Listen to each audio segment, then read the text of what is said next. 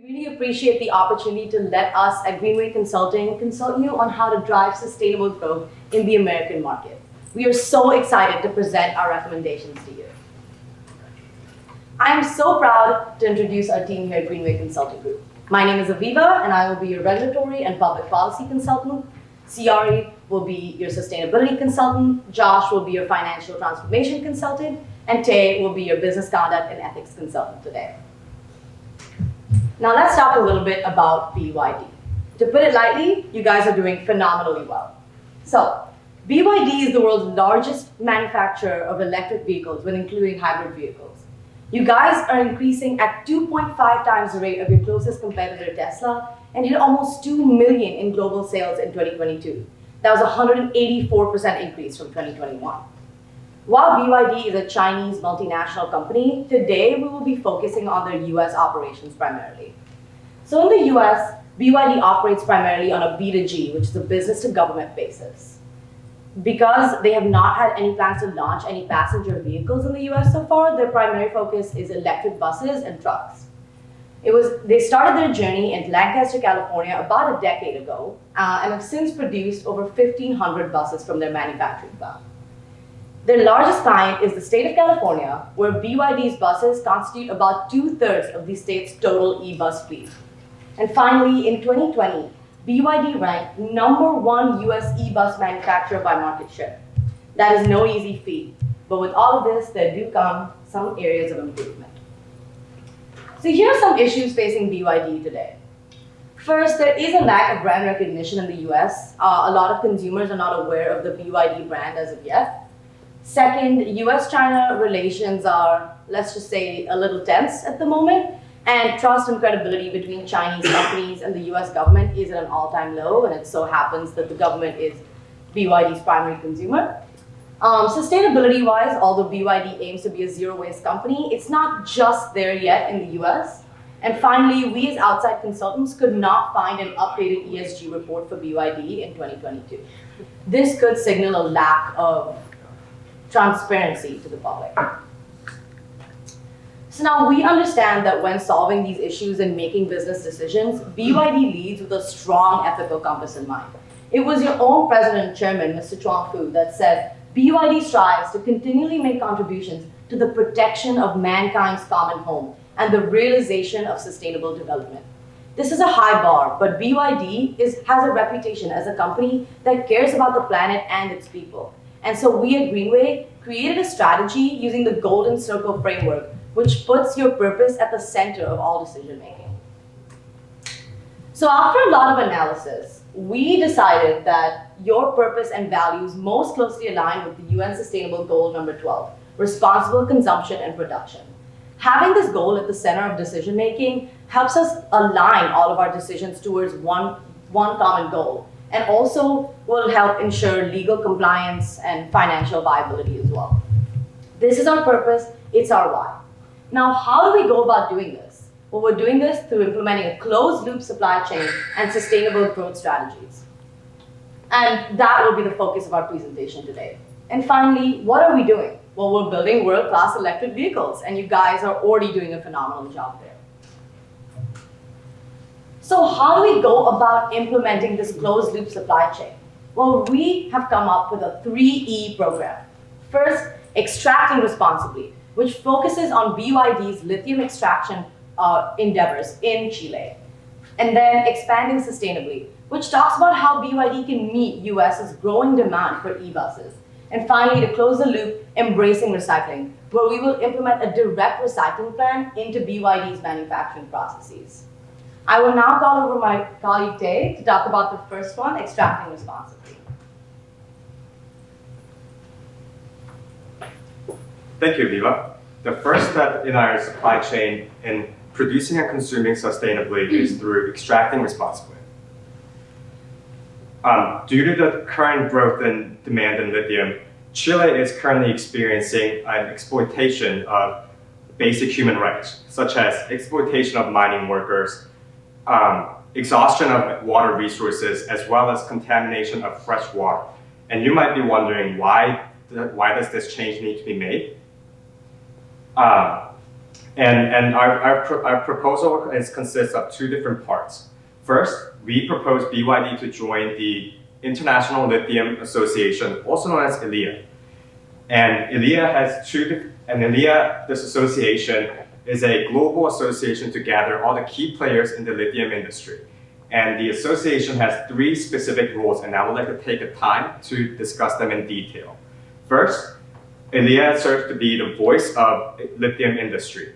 And this is especially important because Chile is one of the biggest producers of lithium in the world. And Chile, they just established their new constitution erupted by the violent protests against inequality, and it will emphasize higher working standards, reduction of water in extraction, and incentivization of foreign investment into the mining technology. Second, to promote ESG and sustainability.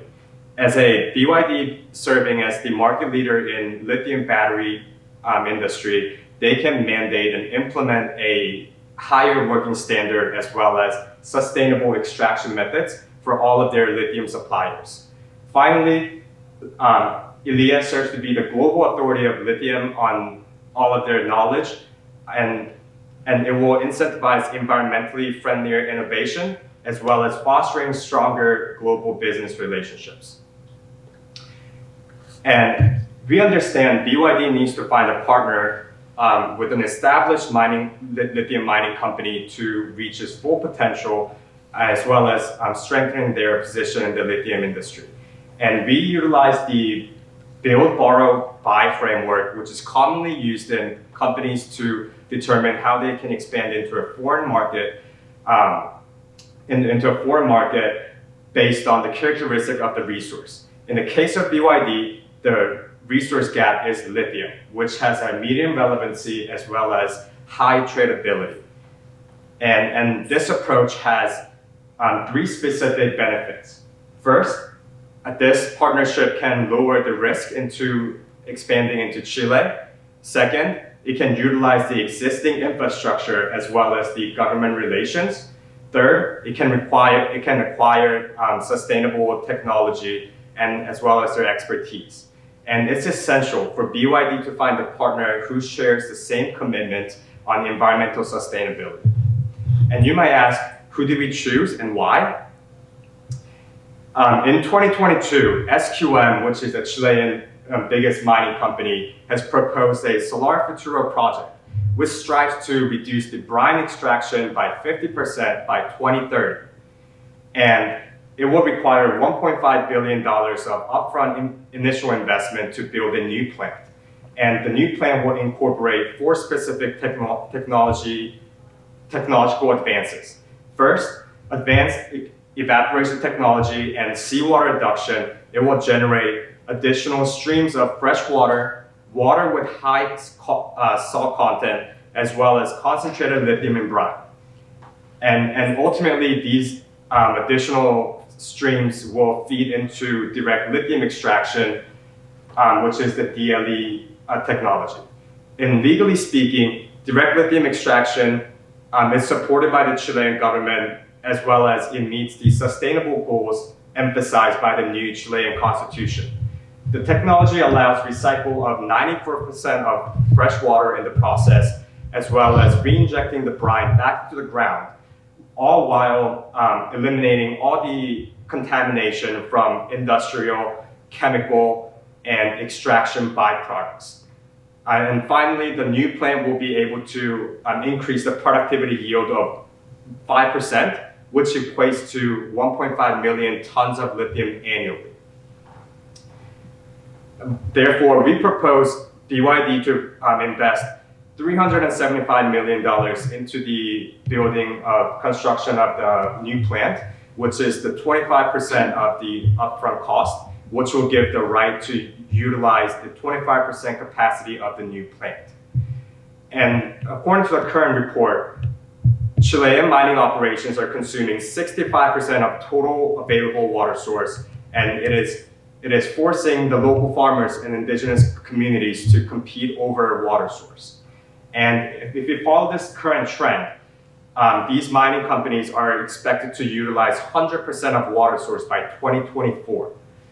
And however, with the successful implementation of Solar Futura project, BYD is expected to break even on your initial investment in the next 6 years due to the robust lithium market, as well as great cost saving from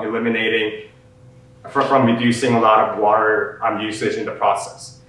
Additionally, with the new project, it is expected to utilize only 83% of utilization of water source by 2030, keeping up with the increasing demand of lithium globally.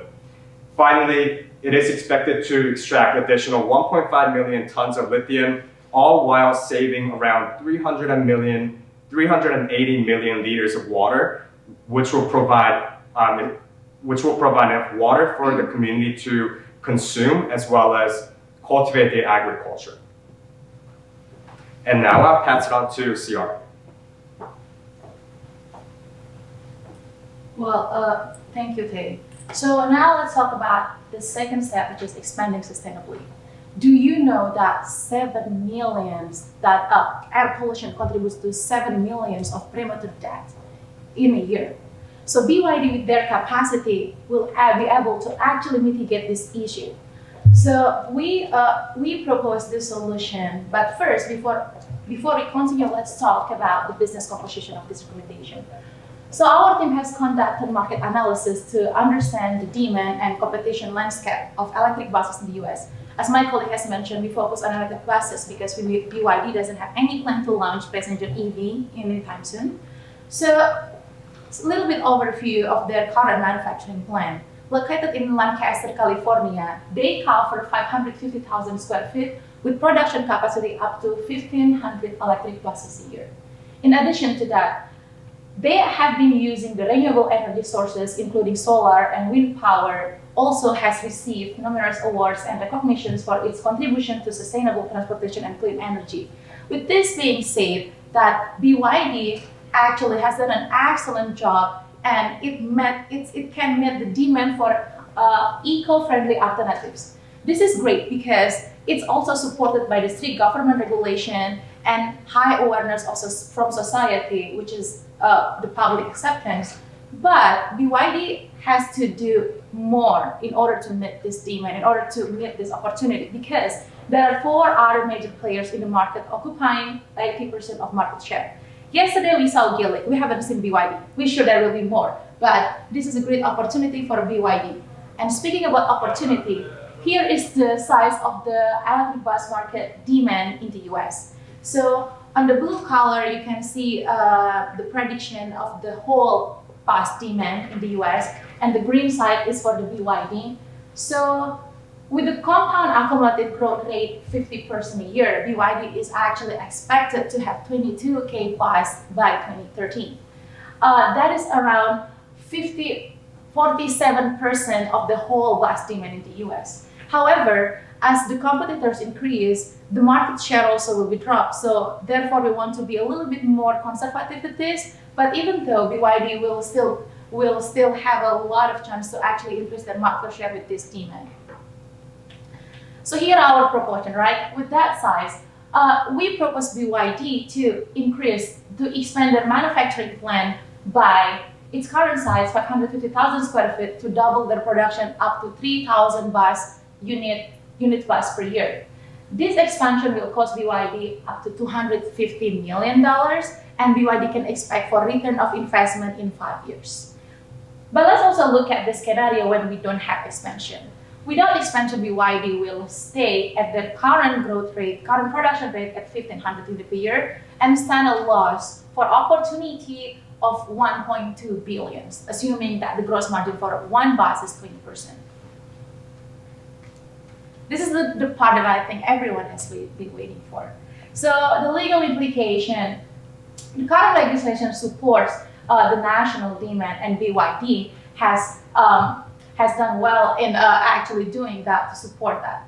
So EPA, or Environmental Protection Agency, has launched the Clean School Bus Program, allocating $5 billion until the fiscal year 2026 for a zero or low emission bus replacement. Out of this $5 billion, $500 million has been allocated. On top of that, the California Air Resource Board recently approved a regulation mandating 100% zero-emission public transit buses by 2014. What does it mean? BYD needs to increase the production in order to meet the demand because the market is there and a lot of chance to contribute to the society. Another great impact to the society. What is this manufacturing inspection plans mean? How does this matter? To the environment, if BYD reach its predicted demand by 2030, considering one zero-emission bus equal to 27 cars, BYD will actually remove 580,000 cars off the road, which equals to 36 million tons of carbon dioxide, 200,000 tons of nitrogen oxide, and 7 million pounds of diesel particulate matter. And here are some ethical impact that will come from this environmental impact. So first, BYD will help to combat climate change for future generations. Second, BYD will help to improve air quality and community health. A little bit about this. Let me give you an illustration. Do you know that 90% of school bus actually is powered by the diesel fuel? And this is actually linked to a serious health condition for the young generation. Also, let's not forget the long-standing of discrimination policy to people, to community of color, people with low income living in the air-polluted city. These people are in serious health condition risk. And BYD, with their capacity, with their ability to actually increase the production, meet the demand, will help everyone, no matter their race, no matter their gender, to live in a healthier air. And bolstering eco-friendly reputation to inspire other companies in the long term. The next part and the last part will be explained by my colleague. Thank you, Siari, for the impactful presentation. So the third and final step for our three-step process is to embrace recycling in order to decrease reliance on natural resources. So we advise BYD to implement a closed loop concept. So previously, BYD is using a linear supply chain, which basically means that each stage of the supply chain is dependent on its previous predecessor.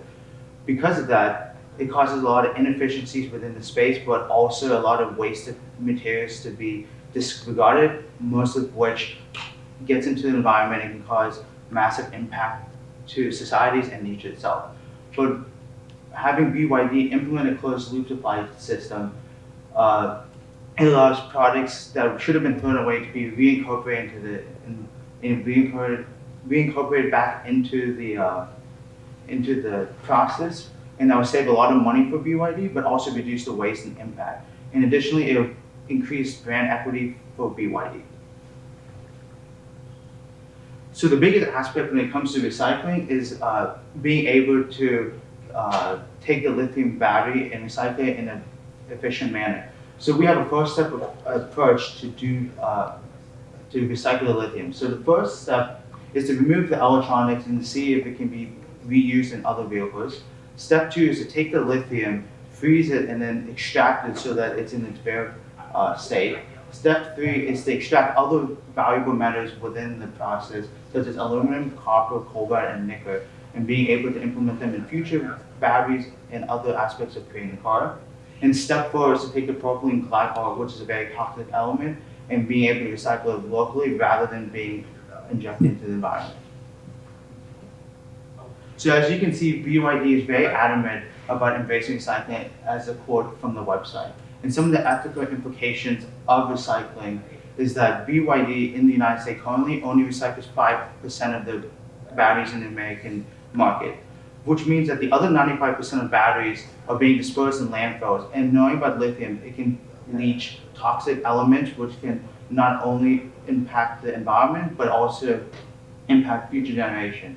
Therefore, it's very important for BYD to implement this strategy to ensure that the practices do not damage the society, but also being the forefront when it comes to setting example for other electric vehicle manufacturers. So now we talked about the ethical aspect. Now we're going to dive more into the legislative. So in 2019, California passed the Assembly Bill Act of 2832, which developed policy recommendations in order to promote recycling of EV vehicles.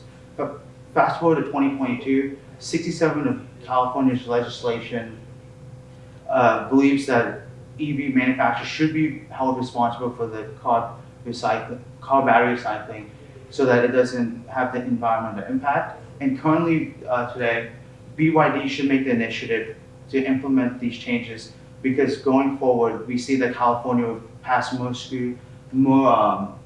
regulation in the space, and it also gives the opportunity for BYD to set themselves as the forefront when it comes to recycling sustainability.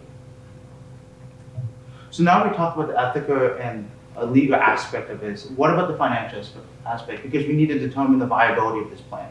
So, so we basically broke down and see the cost that it takes to recycle, but also the revenue it can generate going forward. So some of the major costs that are associated with recycling is transportation of those raw materials, will cost around $3.3 per kilogram. Disassembly of those raw materials at $1.68 per kilogram, and recycling at around $14.93 per kilogram. So now, being able to extract some of those raw materials, we're able to break down to the elements of copper, magnesium, nickel, and lithium, each at a respective price of $34.9 per kilogram, manganese at $3.1 per kilogram, nickel at $22.9 per kilogram, and lithium at $30.8 per kilogram. So by taking into account, we forecasted the free cash flows of BYD up to 2030, and before the implementation of recycling, we got an NPV value of around $5.78 billion. However, by implementing the strategy, we estimate that BYD can increase the NPV to $7.17 billion, close to a 25% increase. In addition, by being able to be the forefront of this can also have positive financial impact by being able to build that brand reputation and building a brand reputation and getting consumers who might have not been interested in the first place. Now to wrap it up, I'll have my colleague Aviva come up. Thank you, Josh. So I'm sure you guys are all wondering, how does this all tie together for our strategy? So, we want to see BYD make purposeful and ethical steps towards sustainable growth. We hope that the 3E process expands horizons for BYD's sustainability and ethical impact. And we have made sure that our solutions are legally and financially viable. Extracting responsibly ensures that BYD listens to the voices of indigenous communities who have gone unheard for too long. Expanding sustainably ensures that BYD meets future demand in the US for e-buses, and we can see that cleaner, greener future that we're all hoping to see. And to close the cycle, embracing recycling ensures that we incorporate our direct recycling processes into our manufacturing and do not leak toxic chemicals into landfills any longer. Now, we understand that these are a lot of changes to make, but change is the only constant at BYD. And if we hope to become the pioneers of responsible consumption and production, we can do it one supply chain shift at a time. We at Greenway Consulting are so excited for the future of BYD and the world thanks to what you guys do. Thank you very much. Thank you. So if you'd like to come up to the front, the board has a few questions. Thank you for the presentation. The board is interested in the ethical issues you identified. How did you categorize that as ethical versus strictly just business issues that we have to face as a company? What is the difference? So I can answer that question. In a way, I really don't think it's very different because BYD is a business, but their purpose, their ethics are the center of that business. It's the driving force. The chairman himself said that is why BYD continues to grow and be a business. And so we really incorporated that ethical component into our business decisions. It's almost injected into it. Does that answer your question? Sorry, beyond the statement of our chairman, do you recall seeing it in our mission statement? Yeah, definitely. I mean, BYD calls itself the brand ambassador of clean, green energy. And so it's definitely part of who you guys are. Okay. Would you like to ask a question? Sure. As looking at the presentation, thank you very much for your time in putting that together. I'd like to get a little more information about the ILEA and joining that organization, and I guess the cost to us potentially. What makes up ILEA? I wasn't clear on that. If you could just give me more information on that organization. Yeah, of course. So ILEA is a global association that can bring together major key players in the whole lithium industry supply chain. And the core members are the biggest lithium mining companies, and they share financial resources, technology, as well as knowledge when it comes to the whole lithium supply chain, as well as sustainable attempts they are looking to make improvements on. And possible costs you might have mentioned could be protection of IP, intellectual properties. However, as being a global association, there are strong safeties in place just to eliminate those possible effects, negative effects. Okay. Is the association monitored by a third party to give it a seal of approval? So there are third-party auditors as well as regulators who have to be present in every association meetings, who will serve as a safeguard in that case. Okay. What about actual going to the mine and auditing practices there? So that can be part of the ILEA. That can be part of the ILEA's initiative. However, we consider that. I believe that's where BYD can contribute the most, right? As being the market leader of a lithium battery industry, they have the power to mandate as well as implement higher working standards as well as environmentally friendlier technology when it comes to lithium mining for them to develop their relationship as well as continue their business relationship, yes.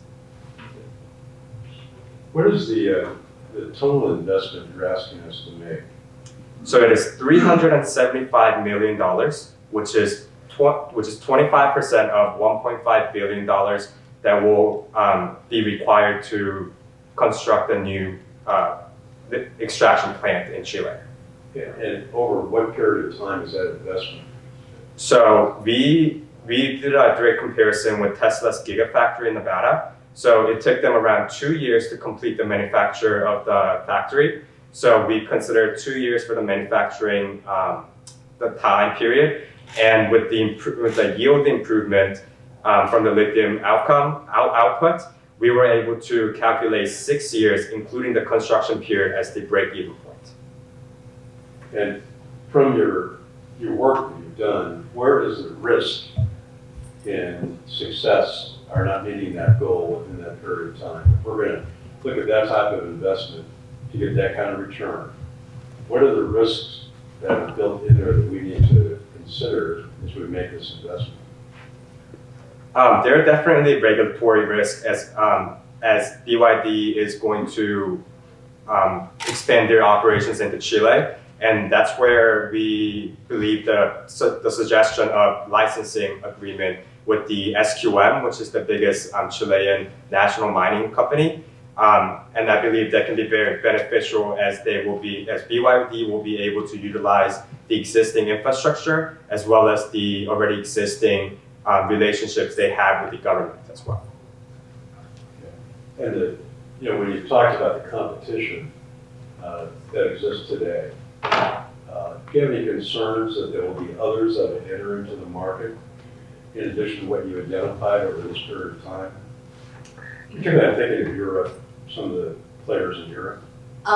Right, so that's a really great question. So we did identify the other four competitors in the market, right? So because BYD actually manufactures in the United States, and they're the top e-bus manufacturer in the US, they have a huge advantage over these other players. Some of those other players are, for example, they're Canadian, like you said, some might be European, but BYD is one of the only ones, aside from, I believe, Proterra and one other, Gillig, they're the only ones that actually manufacture here. They have a setup here. They have a base to go off, which gives you a huge advantage. In addition to that, we also actually predict a few other competitors, like newcomers, in the next 2-3 years.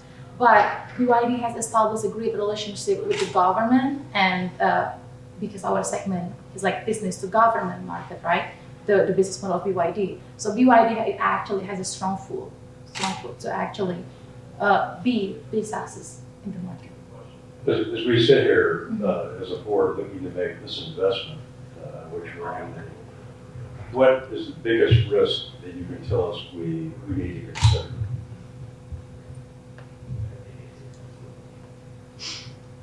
Can we take a moment?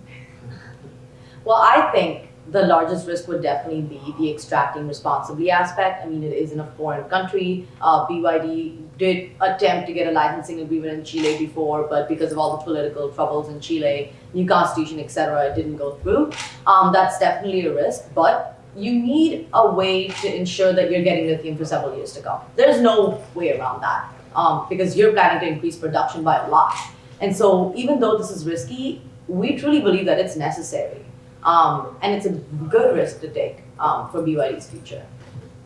In addition to that, so because of the demand for electric vehicles have been increasing drastically over the next couple of years, the price of lithium will obviously skyrocket. So being able to extract the lithium in-house would be able to reduce those costs significantly rather than trying to get it out of the market. Roger? No, thanks for answering the question on the Chilean government, because I was curious how they're interacting with foreign investors, the safety around that. So can you address that maybe a little bit more? You touched on it a little bit. I mean, is the safety there for the investment? Is it going to be there long term, or is it going to be one of these things where we lose, lose with the next regime or government changes? Yeah, that's a great, so they recently revamped their entire constitution, right? And so I do see, as the public policy consultant, I do see more stability in this area now. Chile is also one of the more developed countries in Latin America, so we are, or South America, so we're not taking the most humongous risk here. And so I think that, yes, there's risk involved, it's a foreign market, it is difficult to enter into, but we have a great relationship with SQM now that we're planning to build. They're a Chilean company, they have a lot of stronghold there, they have relationships there, workers who they have relationships with, so I think that definitely mitigates a little bit of the risk. Additionally, as the lithium industry expects to grow significantly in near future, I believe BYD and SQM can be the standard of the industry, and the competitors will have to meet that standard, and they would have to exceed it in the future, which will help the industry and the people involved in it as well.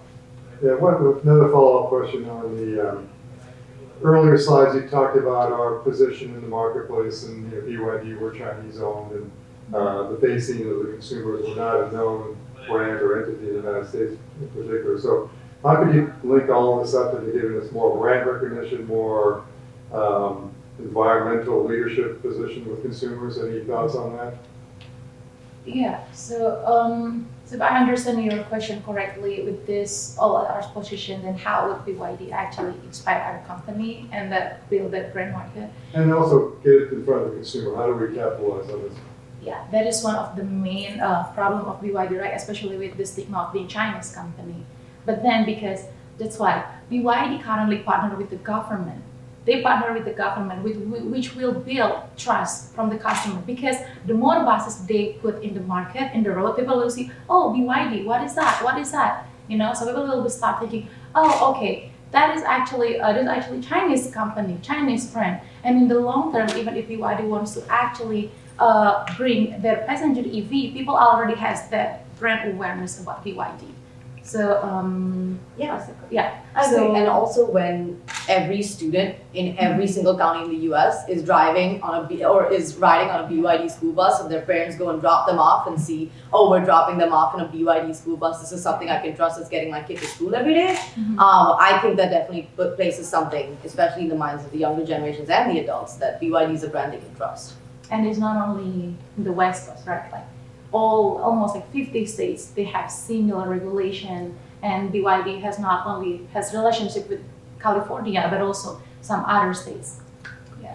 Additionally, in an investor's point, it can increase the intangible asset value of BYD, and which will make it really more competitive with this direct competitor like Tesla. And I think that will definitely put BYD's name list higher on the list of investors who are more financially motivated.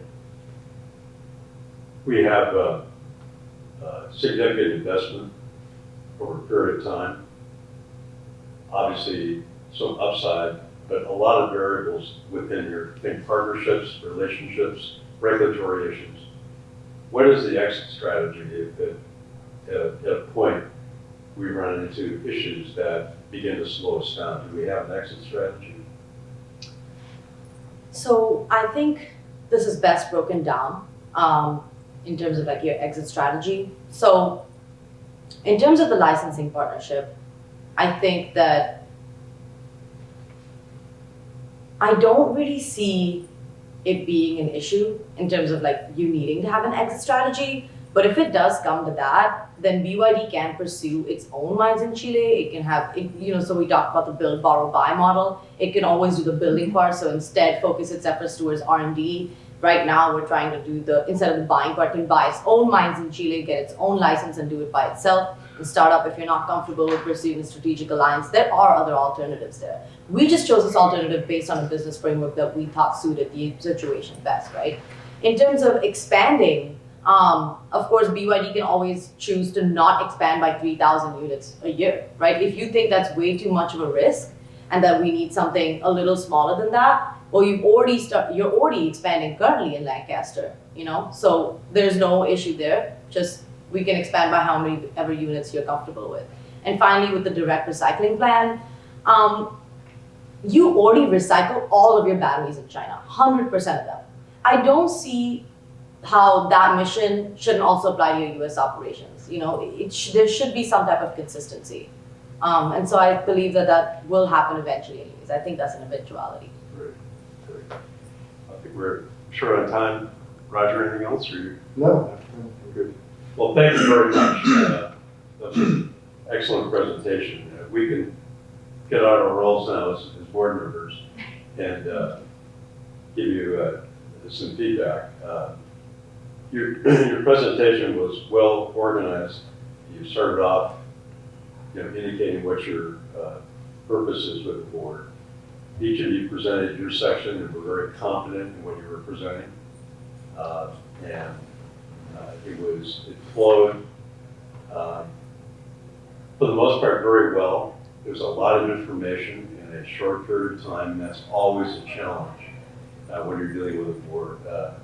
When you're dealing with the executive team, give more information. Dealing with the board, kind of want to narrow it down because their focus is on, what are you asking us to do? How much is it going to cost? What is the risk? Whatever.